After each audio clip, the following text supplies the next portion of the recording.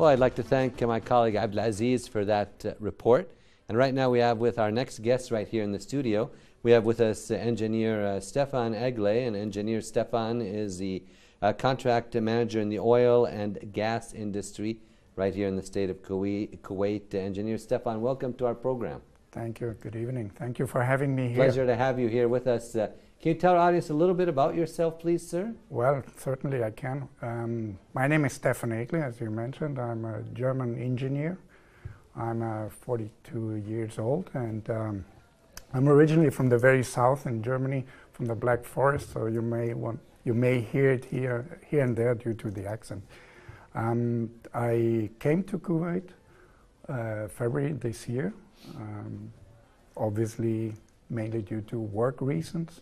So you've been here about 8 months or so. Exactly. So how has Kuwait been with you so far, engineer?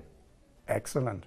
To be honest, really good. I was surprised in many senses that I truly enjoy it here. It's for me a new experience because I happen to come from another oil-rich country. I came from Venezuela to Kuwait. Interestingly, I came from the country with the weakest currency, traveling to the country with the strongest currency in the world. So that's quite a change, let's put it this way, in many aspects, also in terms of security.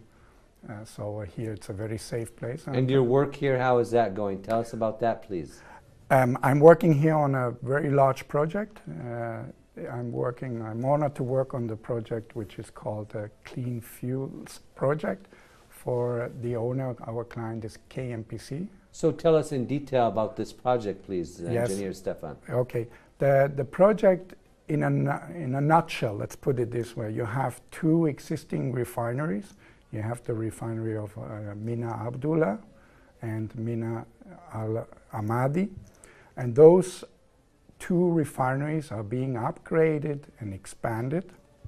That's basically in a nutshell what the project is about, to bring up the capacity, refining capacity of these two existing refineries up to 800,000 barrels per day, which is quite a large number if you see it from a worldwide perspective. So that's in a nutshell what the project is about. If you break it down further, the project, I think it's a very exciting project. It's really, on the one hand, cutting edge. What's cutting edge about it? Tell us in layman terms for our audience watching right there who are not familiar with the industry in that. Okay. In simple terms, I think we can break it down. First of all, the project will, as I said, will increase the capacity, so to produce more fuels, mainly for export purposes. But more interestingly, as the name says, Clean Fuels Project, it's about to make the products cleaner, greener, and also responding to the international demand of complying with high specifications like Euro 4 new standards. In order to sell the refined products, you have to comply with very high demanding requirements now internationally, and that's what the project is about. Not only making more in terms of quantity, but also quality, increase the quality of the project. Of the product, sorry. So that's in a nutshell. And obviously, thirdly, not only being in position to sell the products in a better manner, a better way, but also to reduce the footprint by producing those products. So that's in a nutshell what the project is about. So I'm sure the engineer, there's also some challenges that you may face, some difficulties too. So tell us about that and how you get over those hurdles. Yes, obviously there are several challenges. Due to the sheer size of such a multi-billion-dollar project, it's a challenge in itself, let's put it this way. But I think KMPC did quite a wise job by assigning it to some very experienced, strong international companies who would perform that project on a turnkey basis, mainly an EPC, which is engineering, procurement, and construction. So coming back to your question about the challenges, if you have engineering being done, it places all over the world. And these drawings being drafted and elaborated are the input for some procurement where you have machines, equipment, vessels fabricated at other locations somewhere in the world. That's already quite complex. And then if we add the whole thing with a very strict time constraint, let's say you have major equipment somewhere built in another place in the world, and here in Kuwait you already start with the civil works, the foundations, to have them ready whilst the equipment coming in.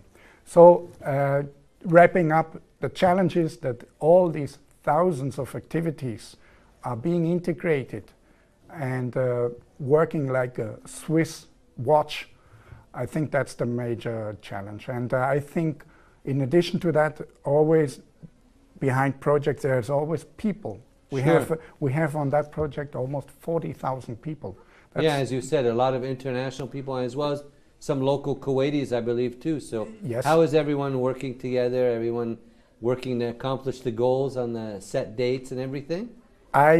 This is, I think, the most beautiful part of these projects. You're like, how would you call it, the fruit salad? So many different cultures and working together. And it's not always the issue, the technical issue. It's sometimes just not understanding the same language. People issue, yeah. Even if you're not, you're talking English, but you're not understanding each other. Sure. So overcoming this, I think it comes down. Those are some challenges also. Yes, definitely.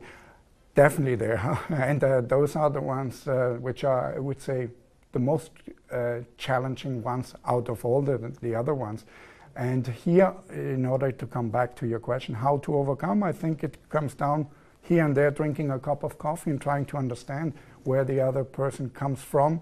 Sometimes you receive a letter or something, you just go and see the guy and say, what's behind that? Because sometimes there's a message in between the lines. Sometimes things are lost in translation. Yes, better to go see someone face to face instead of by emails and that, and see how you can solve things. Exactly, that's what it comes down. And I think that's actually very joyful. And I'm also very much surprised about, we're dealing here the client at the KMPC side is very, I would say, very cooperative, very pragmatic, and also to a certain extent, I would say, very pushy, but in a very positive sense to get the job done. Good to hear that.